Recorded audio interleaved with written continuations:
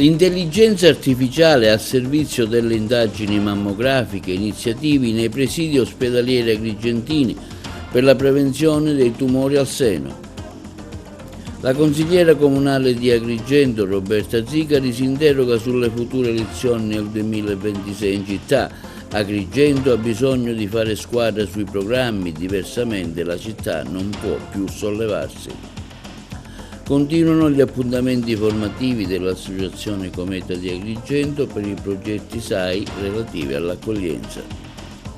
Arrestato un 36enne a Licata per tentato furto e lesioni, sanzione amministrativa per un esercente per vendola di alcol ai minori a San Leone, momenti di panico per un incendio di un'abitazione a Ribera, un 19enne a Canicattì perde il controllo della sua auto danneggiandone altre.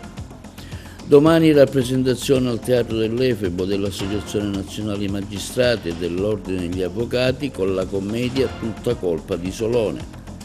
Tradizionale passeggiata domani organizzata dal CAV di Agrigento, benedizione dei bambini e delle mamme in attesa. Tutto pronto per la nuova edizione del premio letterario Dina Russiello che si terrà a Villa Romana a Realmonte.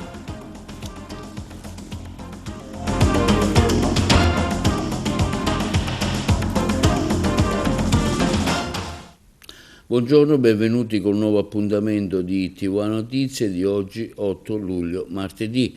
L'intelligenza artificiale al servizio delle indagini mammografiche, avanguardia dell'ASPI di Agrigento, già attiva durante l'Open Week per la prevenzione del tumore al seno in corso alla comunità di Agrigento e non solo, il servizio.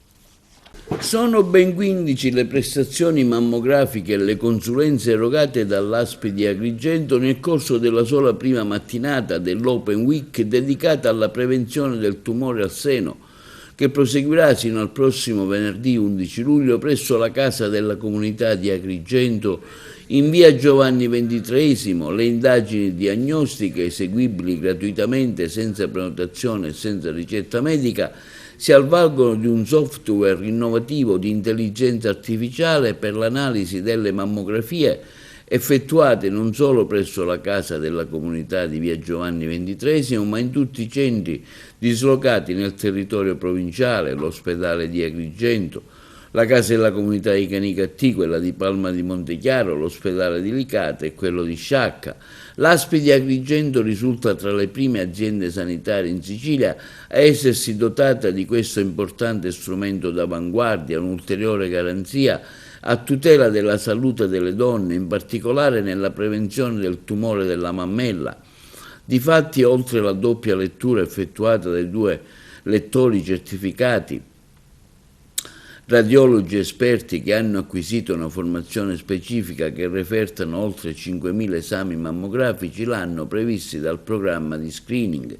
Viene oggi effettuata una terza lettura da parte di uno dei migliori software in ambito senologico per la detenzione dei tumori che dai dati di lettura hanno consentito un incremento della sensibilità rispetto all'occhio umano nella detenzione di alterazioni sospette all'esame mammografico. L'auspicio della direzione dell'ASPI di Agrigento è che la nuova freccia all'arco della prevenzione rappresenti un ulteriore stimolo per le donne di età compresa tra i 50 e i 69 anni ad aderire all'Open Week in corso e più in generale al programma di screening mammografico attivo presso l'ASPI di Agrigento al fine di identificare tumori in fase precoce quando possono essere curati con maggiore probabilità di successo. Roberta Zicari, consigliere comunale di Agrigento, interviene oggi con una sua nota stampa circa il rinnovo dell'amministrazione comunale che avverrà nel 2026. Roberta Zicari, consigliere comunale di Agrigento della Democrazia Cristiana, interviene oggi con una sua nota stampa sul rinnovo dell'amministrazione comunale agrigentina che avverrà nel 2026. Ad oggi in giro, afferma la Zicari, sento solamente commenti contro qualcuno, giudizi negativi contro l'attuale amministrazione. Io siedo fieramente all'opposizione da anni, ma non sono convinta che Agrigento abbia bisogno di aggregare sull'insulto e contro qualcuno. Agrigento ha bisogno di idee e della disponibilità a fare squadra trasversalmente sui programmi, diversamente la città non potrà risollevarsi. Ad esempio, continua la Zicari, secondo me Agrigento riparte se puntiamo sul nostro litorale, su San Leone.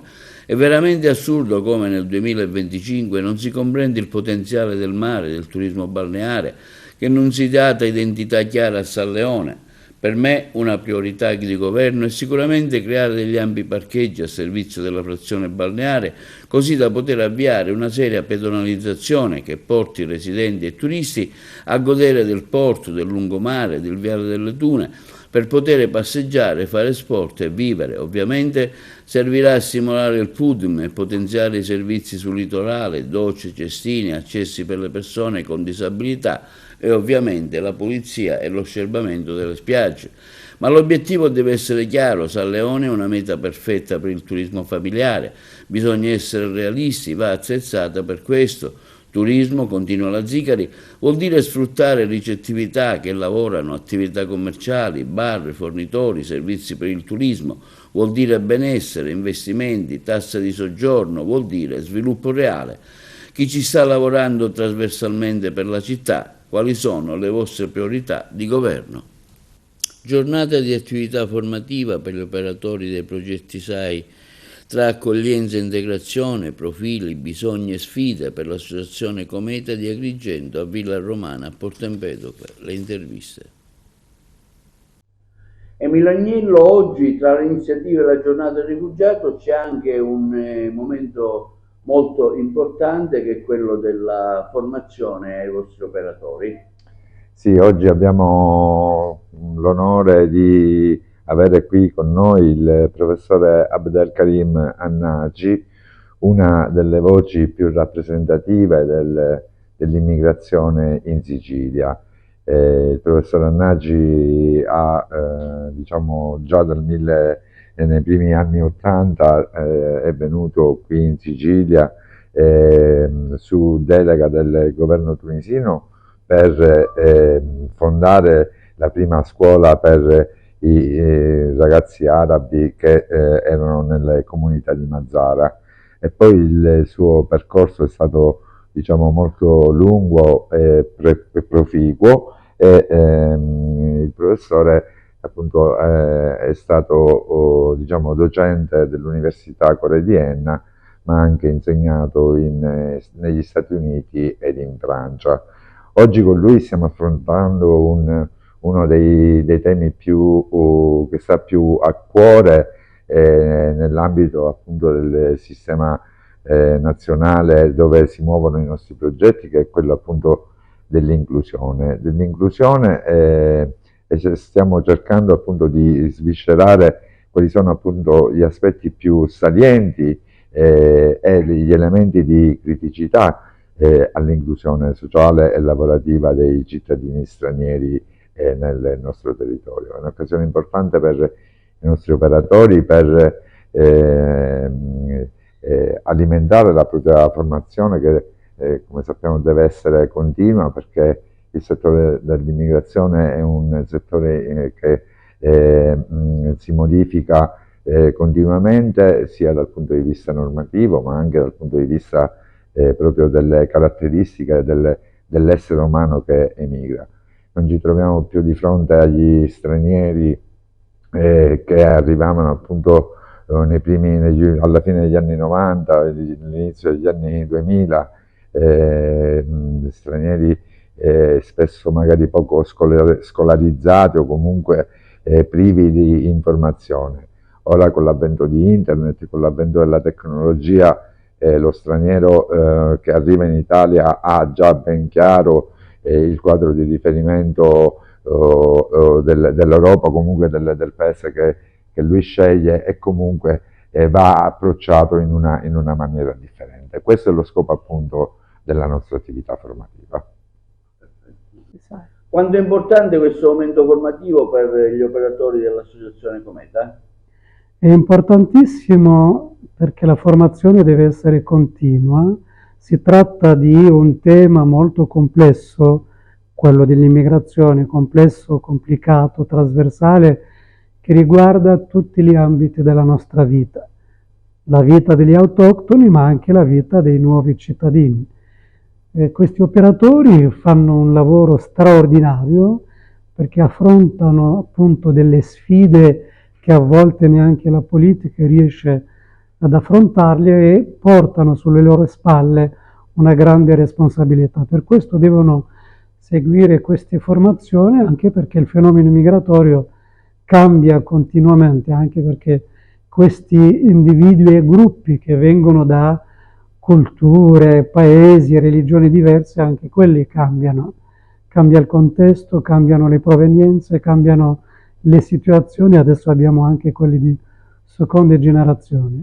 E sia l'accoglienza, quindi la prima accoglienza, la seconda accoglienza che l'integrazione, meritano, diciamo, un personale molto preparato, non solo dal punto di vista linguistico, ma anche dal punto di vista sociologico, antropologico, culturale, eccetera. Quindi ben vengano questi momenti. Io ringrazio appunto Emilio che mi ha dato questa opportunità di conoscere questo bellissimo gruppo che lavora nell'ambito dell'inclusione e dell'accoglienza. Il primo approccio quanto è importante per gli operatori culturali?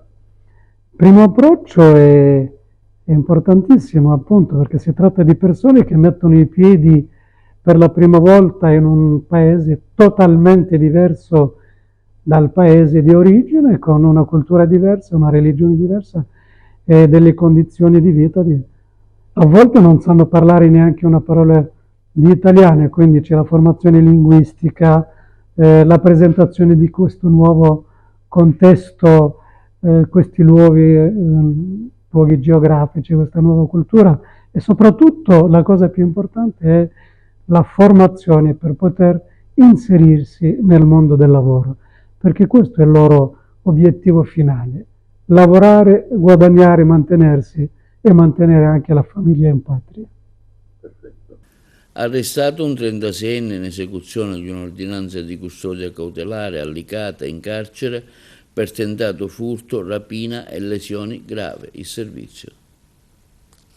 I carabinieri della stazione di Licata hanno dato esecuzione a un'ordinanza applicativa della misura cautelare della custodia in carcere emessa dal giudice per le indagini preliminari del Tribunale di Agrigento su richiesta della locale Procura della Repubblica nei confronti di un 36enne del luogo. L'uomo gravemente indiziato dei reati di tentato furto aggravato, rapina aggravata e lesioni personali gravi commessi nel territorio del comune di Licata tra la fine del mese di aprile e l'inizio di giugno di quest'anno. Le indagini sono state condotte dalla stazione Carabinieri di Licata, dal nucleo operativo e radiomobile sotto il coordinamento della Procura della Repubblica di Agrigento. Hanno consentito di raccogliere gravi indizi di colpevolezza a carico dell'indagato. Fondamentali in particolare sono risultate l'acquisizione e l'analisi delle immagini dei sistemi di videosorveglianza presenti nei luoghi teatro dei delitti, nonché l'attività di riconoscimento effettuata dagli operanti che conoscevano già l'indagato per precedenti analoghi. Secondo quanto emerso dalle attività investigative, l'uomo avrebbe tentato lo scorso 23 aprile di asportare le offerte contenute all'interno delle cassette presenti nella chiesa di Sant'Angelo, danneggiandone 2, strappato la borsa a una pensionata di 89 anni il 5 maggio, causandole lesioni personali gravi a seguito della caduta, asportato 100 euro dal registratore di cassa di un bar della zona il 4 giugno. L'indagato, al termine delle formalità di rito, è stato tradotto presso la casa di Lorenzo di Agrigento a disposizione delle varie autorità giudiziarie. Sorpreso a vendere alcolici a minorenni, i carabinieri del nucleo operativo e radiomobile della compagnia di Agrigento sono intervenuti a San Leone individuando un locale della movida che non stava rispettando le regole. In particolare sarebbero stati somministrati alcolici a 2 minorenni. Al titolare dell'attività lavorativa è stata elevata una sanzione amministrativa da 2.000 euro. Non è scattata però la denuncia perché i ragazzi avevano più di 16 anni. Momenti di panico per un incendio divampato in un'abitazione dell'Istituto Autonomo Case Popolari di via Agrigento a Ribera, occupata da mamma e figlio, riberesi disoccupati, anche se all'arrivo dei soccorritori non sono stati trovati. Per fortuna non si sono registrati feriti, l'incendio è scoppiato verso la mezzanotte e in poco tempo ha avvolto alcuni ambienti dell'immobile, completamente carbonizzati, su pelletti, le arredi, alcuni infissi. Tra comprensibili scene di panico, alcuni residenti hanno chiamato il 112. Sul posto sono intervenuti immediatamente i vigili del fuoco e il distaccamento di Sciacca, i carabinieri della tenenza di Ribera. I pompieri hanno dovuto lavorare incessantemente per evitare il fuoco di propagarsi ulteriormente e hanno concluso l'opera di spegnimento durata circa 2 ore. L'abitazione è stata dichiarata inagibile, il rogo sarebbe divampato a causa di un cortocircuito, ma al momento non c'è certezza. Le indagini in corso dei militari stanno ricostruendo l'accaduto. Come prima decisione, madre e figlio sono stati diffidati a non accedere dentro la casa. E un giovane di 19 anni a bordo della sua auto, una Fiat Stilo, ha perso il controllo del mezzo e avrebbe finito la corsa andando a sbattere contro diverse auto in esposizione presso una concessionaria, danneggiandole. Il sinistro stradale si è verificato a Canicattì, pressi di via Giglia. A bordo con l'uomo c'erano 2 donne, la fidanzata e un'amica. Fortunatamente nessuno è rimasto ferito in modo grave, anche se i 3 sono stati trasportati in ambulanza all'ospedale Barone Lombardo per le cure necessarie. Sul posto, per gli accertamenti del caso, i carabinieri della locale compagnia ingenti sarebbero stati i danni riportati, come stiamo vedendo nella foto fornita da Vivere Canicattì. Il fidanzato della hostess italiana, morta a Vienna il 21 giugno scorso, è indagato per istigazione al suicidio. La salma della giovane Aurora Maniscalco è stata affidata al personale della medicina legale del Policlinico per l'autopsia disposta dalla Procura di Palermo. Ce ne parlano meglio i colleghi di Palermo. La Procura di Palermo ha aperto un'indagine per istigazione al suicidio nei confronti di Elio Bargione, fidanzato di Aurora Maniscalco, hostess palermitana di 24 anni, morta a Vienna a fine giugno dopo essere caduta da un balcone della casa dove abitava. Maniscalco si trovava con il fidanzato che aveva raccontato alla polizia austriaca che la donna si era buttata improvvisamente dal balcone dopo un litigio con lui. La famiglia della vittima aveva presentato 2 esposti, uno alla Procura di Palermo, uno a quella di Vienna, per chiarire meglio le circostanze della caduta. Nei giorni scorsi c'era stata una lite tra loro, nessuno di noi crede che si sia trattato di un suicidio, avevano detto i familiari. La famiglia di Aurora infatti non ha mai creduto alla tesi della polizia austriaca, perciò attraverso il suo legale ha chiesto ai magistrati italiani il sequestro della salma per disporre l'autopsia, atto urgente che verrà eseguito all'Istituto di Medicina Legale del Policlinico di Palermo. L'uomo, sempre secondo la polizia viennese, è stato visto mentre cercava di soccorrere la compagna per strada. A tutto ciò si aggiungerebbero alcuni testimoni oculari che hanno riferito agli investigatori alcuni dettagli che rafforzerebbero l'ipotesi del suicidio. L'esame autoptico e l'analisi dei dispositivi di proprietà della hostess potrebbero far emergere dettagli sinora ignorati o non valutati compiutamente, che potrebbero spiegare cosa sia accaduto la notte tra il 21 e il 22 giugno, quando la coppia avrebbe avuto un'accesa discussione. Una volta concluso l'accertamento al Policlinico, gli atti saranno trasmessi alla Procura di Roma, che si occupa dei reati commessi o sofferti da cittadini italiani all'estero. L'iscrizione nel registro degli indagati è da considerarsi un atto dovuto per consentire a Bargione, presente quella notte, di nominare i propri consulenti che parteciperanno all'esame irripetibile. L'ex vescovo di Trapani, Francesco Miccichè, e la diocesi sono stati citati in giudizio per un presunto danno erariale di 403.000 euro ai danni del Ministero dell'Economia e delle Finanze. Ce ne parlano i colleghi di Trapani. L'ex vescovo di Trapani, Francesco Miccichè, e la diocesi di Trapani sono stati citati a giudizio per un presunto danno erariale pari a 403.000 euro ai danni del Ministero dell'Economia e delle Finanze.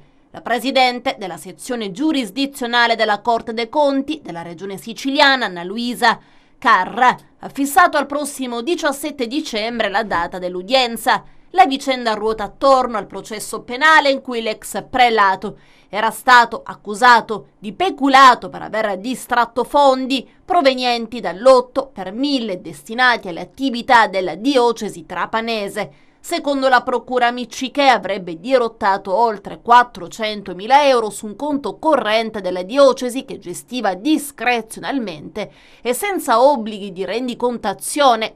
In primo grado l'imputato era stato assolto per alcuni capi di imputazione, mentre altri erano stati dichiarati prescritti. I PM avevano chiesto la condanna del vescovo a 4 anni e 6 mesi, ma la chiusura del processo penale non ha evitato l'azione contabile. L'utilizzo dei fondi dell'8 per 1000 deve avvenire perseguendo determinati obiettivi tassativamente enucleati dal legislatore, si legge nell'atto di citazione. Altre finalità estranee ai fini di carattere pubblicistico individuati dal legislatore sono incompatibili con il dettato normativo. In tale ambito va inquadrato il comportamento tenuto dall'ex vescovo, dolosamente preordinato a sottrarre risorse dell'8 per 1000 dalle finalità a cui erano predestinate per appropriarsene a beneficio suo e dei propri familiari. All'interno della Villa Plafsi a Menfi della famiglia Cascio si è svolta stamani l'accoglienza dei piccoli ospiti della Casa del Sorriso di Palermo per una giornata di festa che parla di amicizia vera. L'iniziativa è coordinata dal Parlamento della Legalità, il nostro servizio. All'interno della Villa Plasia a Menfi della famiglia Cascio in Gurgio si è svolta stamani l'accoglienza dei piccoli ospiti della Casa del Sorriso di Palermo per una giornata di festa che parla di amicizia vera. L'iniziativa, coordinata dal Parlamento della Legalità, guidata dal Nicolò Mannino e dal vice Salvatore Sardisco, e da Luigi Cascio, responsabile della residenza a Menfi. È una giornata bellissima dove decine e decine di bambini si sono tuffati nella piscina della gioia, dell'amore, della solidarietà, momenti di festa. Ecco, i fatti, non solo chiacchiere, gesti, non solo slogan, perché l'amore si fa raccontare principalmente dai bambini ed è bello vedere in questa tecnica di condivisione come il Parlamento della Legalità, la Filca Cisle, Villa Plasi insieme abbracciano i bambini per una giornata di amicizia. Quindi un grazie di cuore alla famiglia Cascio in Gurgio e un grazie fondamentale a tutta l'equipe della Casa del Sorriso, sia di Monreale che di Partinico, che credendo nel Parlamento della Legalità portiamo insieme avanti un progetto che sa di bellezza. Villa Plasi è una gioia perché siamo ritornati con i bambini della Casa del Sorriso, un progetto finanziato dal Parlamento della Legalità e dalla Filca Cisle che ci ha aiutati in questo progetto. Tornare qui e dire grazie a Luigi, ma principalmente a tutti i bambini che sono qui con noi, perché il grazie è anche a loro. Luigi, che cosa vuoi dire tu? No, grazie sempre al Parlamento della Legalità che ci accoglie sempre e continueremo negli anni successivi ad accogliere questi bambini. Lo facciamo con tutto il cuore dalla famiglia Cascio e lo continueremo a fare con tanto affetto. Grazie al Parlamento della Legalità. La giustizia incontra il teatro per raccontare la Costituzione e i valori democratici. Mercoledì 9 luglio alle ore 21 nello splendido scenario del Teatro dell'Efebo presso il Giardino Botanico di Agrigento andrà in scena lo spettacolo Tutta colpa di Solone, tratto dall'anonimo romanzo di Andrea Cirino con la regia di Giovanni Volpe. L'iniziativa è promossa dal Consiglio dell'Ordine degli Avvocati di Agrigento e dalla sezione distrettuale di Palermo dell'Associazione Nazionale Magistrati in collaborazione con il Libero Consorzio Comunale. Non si tratta solo di una rappresentazione teatrale, ma anche di un momento di riflessione aperta alla cittadinanza sui temi cruciali, Costituzione, democrazia, diritti e doveri in un tempo storico in cui anche in Europa questi principi rischiano di essere messi in discussione. A Messina la pesca sostenibile promossa dal presidio Slow Food per la valorizzazione dei metodi di pesca selettivi a basso impatto ambientale. Ce ne parlano i colleghi di Messina. Pesca sostenibile, competitività e transizione ecologica. A questo punta il governo Schifani attraverso 3 nuovi bandi, per complessivi 7,8 milioni di euro, pubblicati dal Dipartimento regionale della pesca mediterranea e rivolti alle imprese del comparto ittico, nell'ambito delle strategie di sviluppo sostenibile.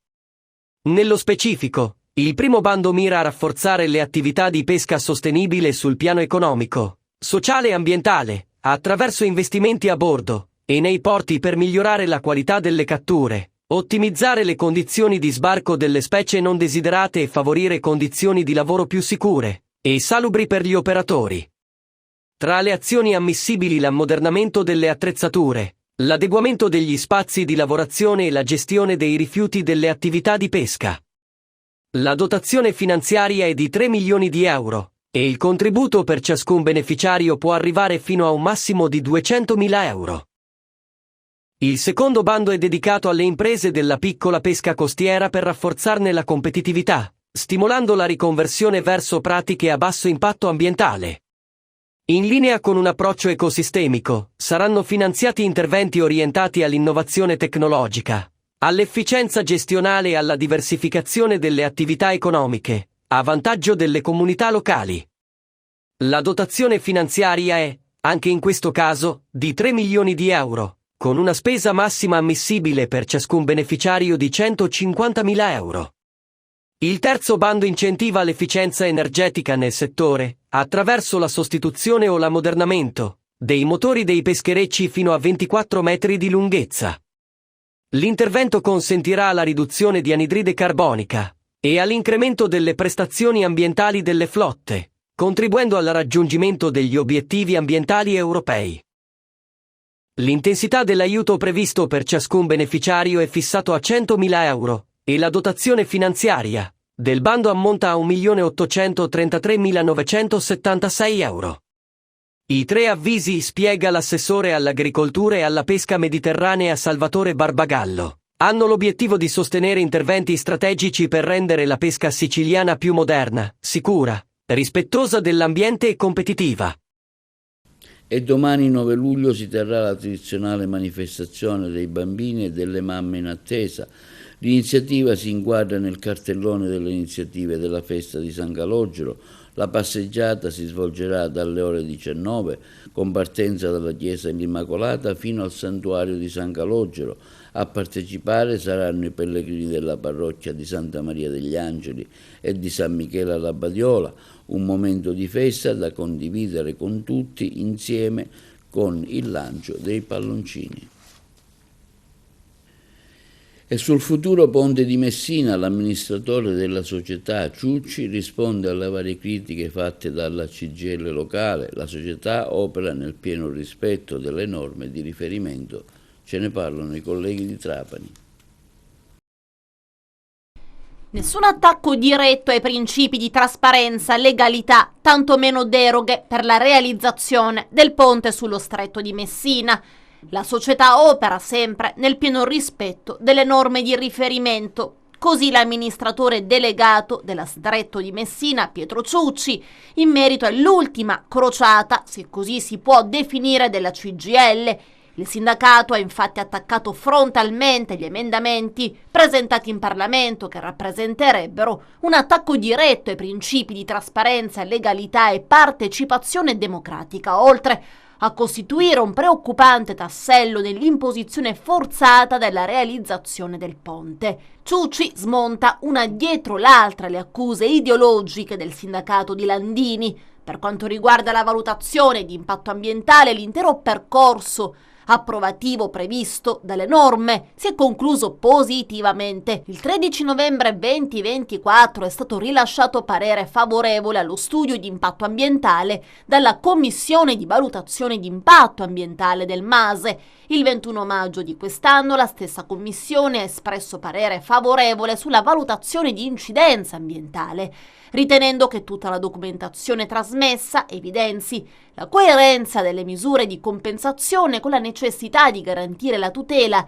degli obiettivi di conservazione dei siti e la coerenza globale con la rete Natura 2000, sottolinea ancora Ciucci. Insomma, contrariamente alle accuse del sindacato rosso, il progetto del ponte ha rispettato tutte le norme previste, in nessun caso l'opera elude responsabilità ambientali e ancora è opportuno ribadire, dice Ciucci, che la società Stretto di Messina si conforma alle normative in materia di trasparenza e di prevenzione della corruzione, ponendo in essere gli adempimenti previsti dalle suddette disposizioni, nonché dai provvedimenti emanati dall'ANAC. Dopo l'attacco non si è fatta attendere la reazione della Lega. La CGIL si occupi di organizzare referendum, visto il grande risultato delle consultazioni celebrate poche settimane fa, e lascia alla Lega il compito di fare l'interesse degli italiani con un'opera che porterà più di 100.000 posti di lavoro e ricchezza a tutto il paese. Parola di Nino Germanà, vicepresidente dei senatori della Lega e commissario in Sicilia. Linea alla regia per la pubblicità. Tutto pronto per il premio letterario Dina Russiello che si terrà l'11 luglio a Villa Romana a Realmonte, il nostro servizio. È tutto pronto per la quarta edizione del premio letterario Scala dei Turchi Dina Russiello, in programma il prossimo 11 luglio alle ore 19, presso il sito archeologico di Villa Romana di Realmonte. Il patron del premio, lo scrittore italo-francese Pascal Schembri, ha reso noti i nomi dei premiati. Premio Emergenti. Beatrice Gucciardo per il libro Una leggera sottile illusione. Marco Spada per il libro Fiumi d'inchiostro tra il Piave e l'Isonzo. Scrittori affermati. Francesco Bellanti per il libro Il quadro di Stalin. Gerlando Cilona per il libro Girgenti Agrigento ieri e oggi. Capitale della cultura 2025. Federico Licalzi per il libro Il peso del dubbio. Enzo Di Natali per il libro Nanà e le luci di Racalmare. Giuseppe Crapanzano per il libro Antonio Vaccaro. Avvocato, sindaco, capitano. Salvatore Parlagreco per il libro Eschilo, l'enigma dell'aquila assassina, premio ai poeti. Alberto Guarneri Cirami per il libro I versi perduti, Sebastiano Valfrè per la raccolta Pagine di vita, premio speciale al poeta Giuseppe Iati per il libro Se le rose parlassero, premi alla carriera assegnati. Alla poetessa Giuseppina Mira per il libro È ritornato Francesco, a Diego Romeo per il film La notte dei mandorli in fiore. All'attore Gaetano Aronica e al dottore Francesco Sidoti. Premio alla memoria a Enzo Lessi, mentre il premio d'onore quest'anno va al prefetto di Agrigento Salvatore Caccamo. Soddisfatto Pascal Schembri afferma: anche quest'anno accendiamo un faro sulla cultura e sulla ineguagliabile bellezza della Scala dei Turchi, un modo per coniugare la magnificenza del sito con il talento dei siciliani, nel nome di Dina Russiello, la mia adorata moglie, un intellettuale che tanto amò Realmonte e la sua spettacolare Marna Bianca.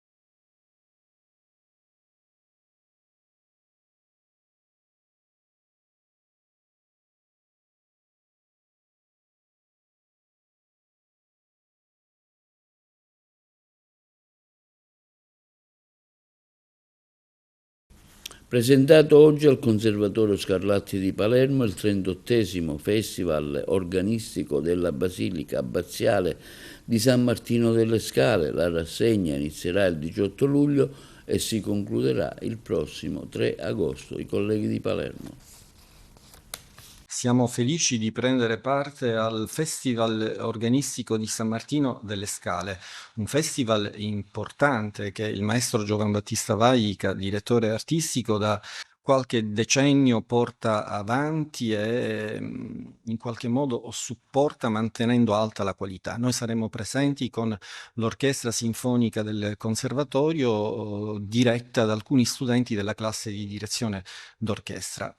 Per me è un ritorno alle origini, perché io tra l'altro sono anche organista e mi sento legato all'abbazia. Proprio in quel luogo ho realizzato i miei primi concerti d'organo importanti, quindi c'è un aspetto affettivo che mi coinvolge molto e mi porta ad abbracciare questo progetto quest'anno e anche in futuro. Chiaramente la condivisione ha coinvolto gli organi istituzionali del nostro conservatorio, il consiglio accademico, il consiglio di amministrazione. Infatti il concerto è previsto anche nella stagione del conservatorio, quindi c'è un intreccio di interessi e di progettualità. Affrontiamo la 38esima edizione di questo bellissimo festival che ogni anno viene fatto nella Basilica Abbaziale di San Martino delle Scale. Siamo alla 38esima edizione. Quest'anno abbiamo un programma nutrito fatto di 6 concerti e con diversi gruppi. Cominciamo con il concerto di Bossi per organo e orchestra interpretato dall'organista Andrea Macinanti e dall'orchestra del Conservatorio, con il quale ritorniamo ad avere una bellissima collaborazione che era già stata avviata qualche anno fa. Il secondo concerto è il recital organistico del maestro Alessio Corti.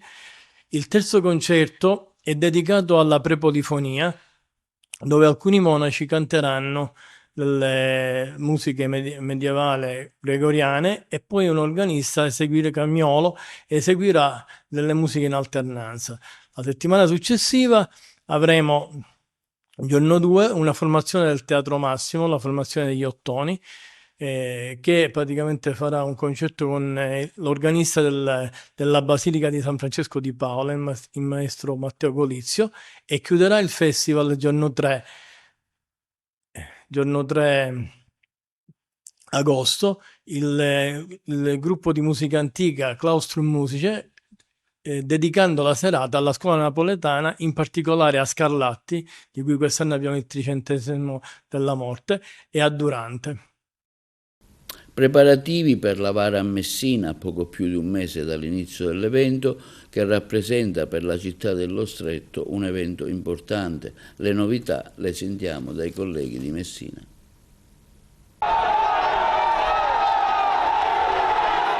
La macchina organizzativa dell'evento che più di tutti identifica Messina è già in movimento. Manca poco più di un mese alla celebrazione della Vara e i preparativi fervono per definire i dettagli di una tradizionale processione tanto complessa quanto delicata. A Palazzo Zanca sono iniziate le riunioni tecniche e si lavora intensamente su diversi fronti. Quest'anno si presta particolare attenzione alla simbologia che caratterizza la grande macchina votiva, dal rinnovamento degli abiti dei personaggi che animano il carro, sino a un'importante novità riguardante la statua di Maria. Da sempre rappresentata con lo sguardo rivolto verso il basso, il prossimo 15 agosto sarà collocata in una posizione diversa.